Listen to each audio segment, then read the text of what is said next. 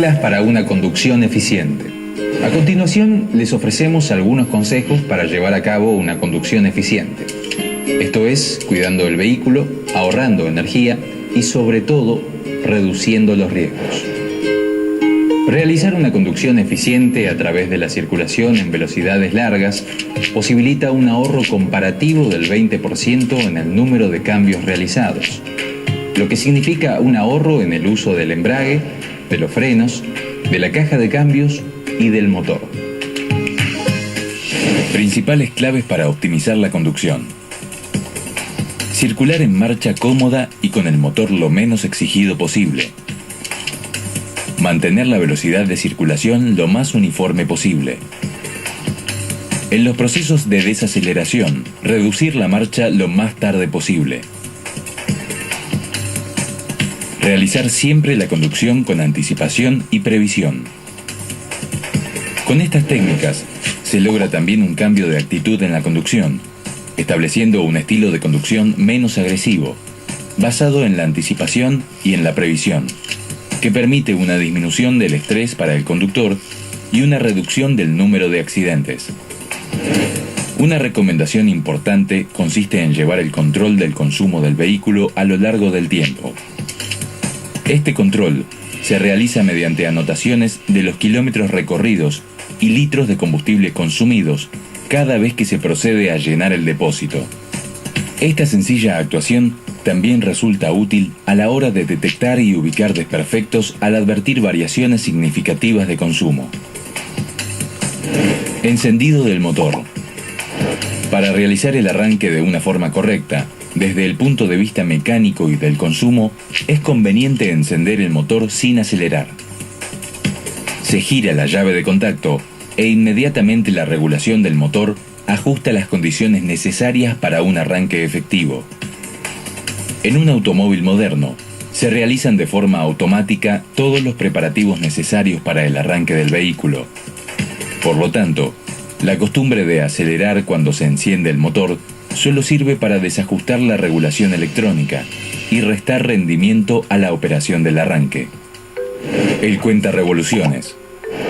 En la mayoría de los automóviles se encuentra ubicado en el tablero de mando. Sin embargo, existen vehículos que no lo incorporan. En este caso, el conductor debe realizar la conducción basándose en la velocidad y en su propia sensibilidad, es decir, escuchando el motor.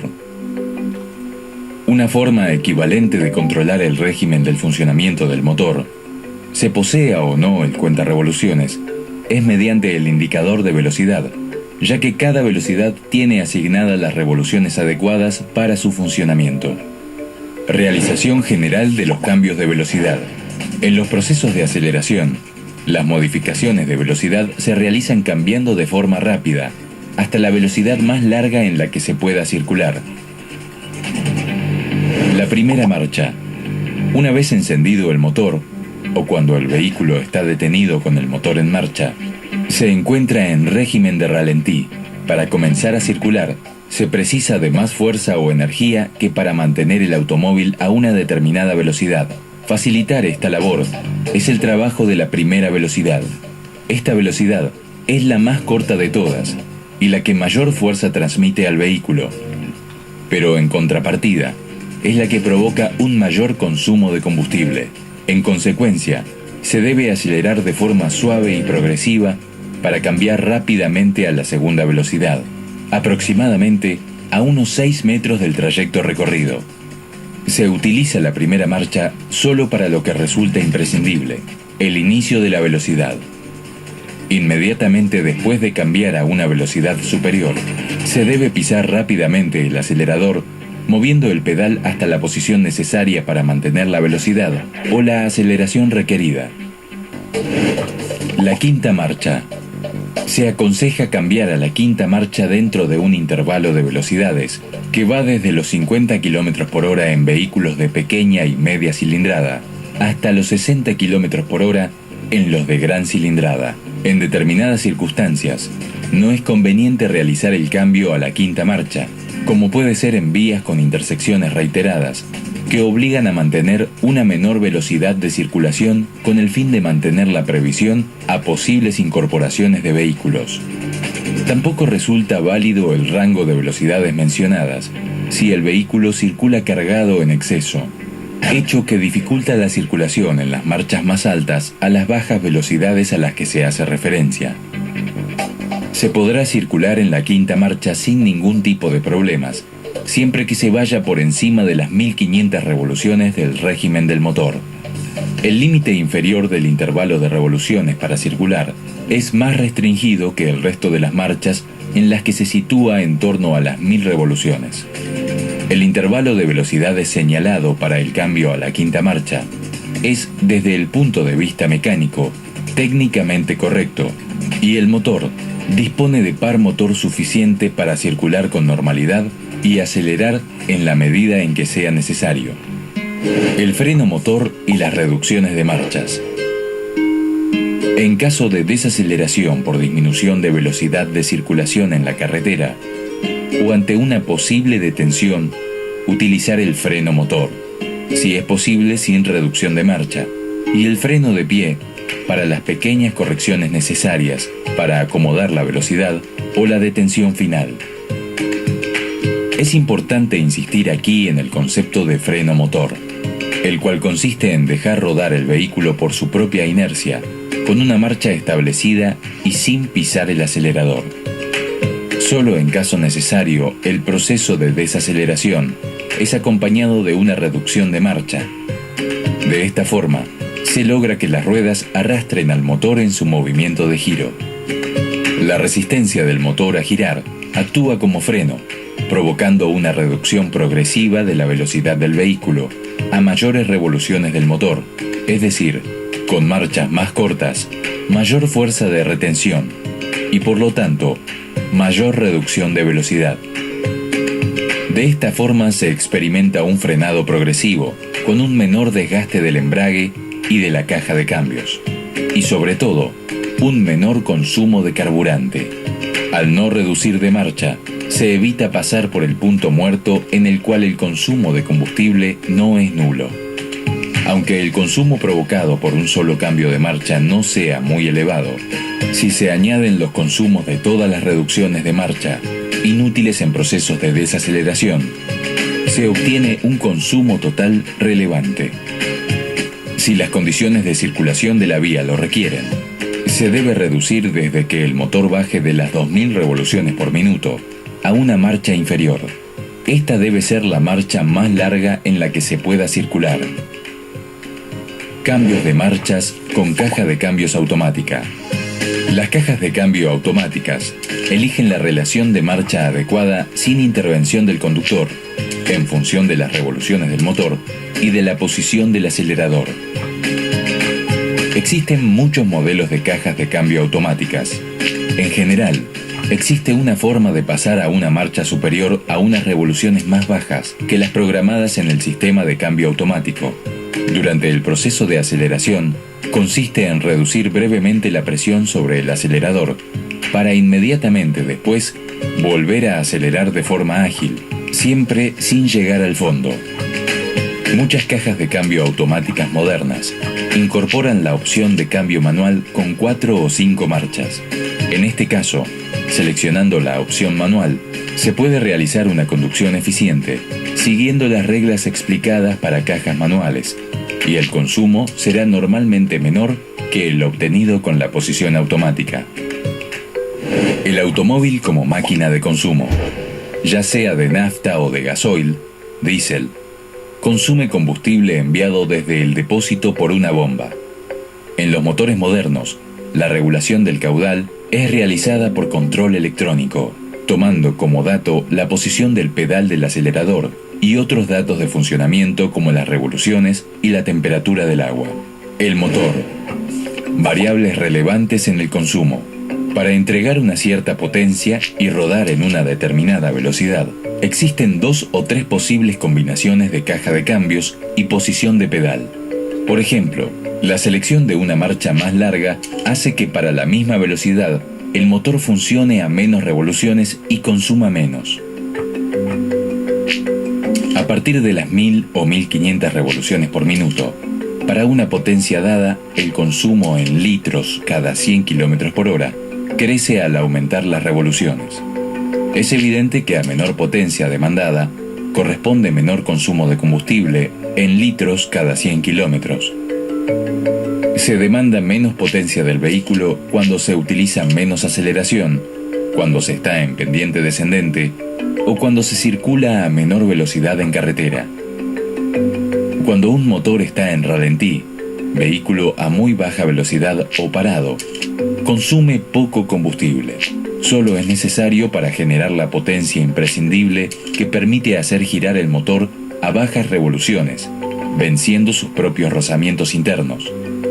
Sin embargo, como el automóvil no se mueve pero sí consume combustible, estos periodos de ralentí con vehículo detenido son una importante causa de que este consumo medio en un uso urbano se eleve tanto respecto a un uso en carretera.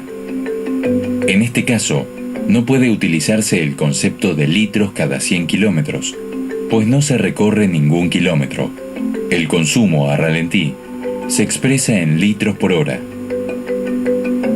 El combustible. El combustible se introduce al motor y en su interior realiza una reacción química de combustión. En los motores modernos, esta combustión es prácticamente completa y se genera dióxido de carbono y vapor de agua que salen por el tubo de escape. Pequeñas cantidades de otros productos forman las emisiones contaminantes. El catalizador de tubo de escape tiene como objeto hacer que estas cantidades sean aún menores antes de llegar los gases a la atmósfera. Sin embargo, son cantidades suficientes para causar importantes problemas de contaminación. Cada volumen de combustible consumido genera una cierta cantidad de energía en el motor. Es el llamado poder calórico. Pero las leyes de la física hacen que solo un escaso porcentaje de esta energía llegue en forma de trabajo o potencia al eje de las ruedas para propulsar al vehículo. Es importante mencionar que el gasoil tiene aproximadamente un 13% más de poder calórico que la nafta, siendo esta una de las causas de menor consumo de los motores diésel. Para la misma energía producida, necesitan menos combustible. Mantenimiento preventivo. El mantenimiento del vehículo puede tener una influencia importante sobre el consumo de combustible. Los automóviles actuales cada vez necesitan menos mantenimiento, tanto por parte del conductor como por parte del personal experto. Los principales factores que influyen sobre el consumo de combustible y las emisiones contaminantes son: diagnosis del motor. La diagnosis computarizada de la central de control electrónico debe realizarse cada cierto tiempo para detectar averías ocultas que producen aumentos de gasto de combustible y emisiones contaminantes. Control de niveles y filtros. Los niveles y filtros son muy importantes para mantener un motor en condiciones óptimas y como consecuencia para el ahorro de combustible y la reducción de emisiones. Presión de los neumáticos. La principal tarea de los neumáticos de un automóvil es la de otorgarle la tracción y adherencia fundamental para el avance, el frenado y la estabilidad en las curvas. La falta de presión en los neumáticos aumenta el consumo de combustible y es además una causa importante de accidentes en las carreteras. Eficiencia energética en el motor. El combustible, nafta o gasoil, libera energía térmica a través de la combustión dentro de los cilindros del motor. Esta energía se transforma en trabajo mecánico, proporcionando el movimiento a las ruedas del vehículo. En el mejor de los casos, de la energía que libera el combustible, solo se podría aprovechar el 38%, pero este porcentaje es bastante menor, sobre todo cuando se circula por ciudades con frecuentes arranques y paradas. De la energía contenida en un litro de nafta, el 62% se pierde por fricción y calor en el motor. Las resistencias al avance del automóvil. La potencia suministrada a la rueda del vehículo es en cada instante la necesaria para vencer sus resistencias al avance. La potencia resulta de multiplicar la fuerza total de resistencia por la velocidad del automóvil. La fuerza total de resistencia al avance del mismo es la suma de 4 resistencias. De rodadura. Es debida a la ligera deformación del neumático. Depende del peso del automóvil, del tipo de neumático, del tipo de pavimento y sobre todo de su presión de inflado. Por pendiente. Depende del peso del automóvil y de la pendiente. Es positiva si la pendiente es ascendente, pero si la pendiente es descendente, esta fuerza se hace negativa y es realmente impulsora en lugar de resistente. Por aceleración, según la ley de Newton, es el producto de la masa del vehículo por la aceleración, incremento de velocidad por unidad de tiempo. Cuando un automóvil está desacelerando, esta fuerza se hace negativa y se convierte en impulsora en lugar de resistente. Aerodinámica. Depende de las dimensiones del vehículo, de su forma, coeficiente Cx de resistencia aerodinámica, de la temperatura y presión del aire. Características generales del vehículo. En la actualidad, los automóviles consumen cerca de un 25% menos que hace 20 años. Y en el caso de algunos modelos, menos de 5 litros cada 100 kilómetros.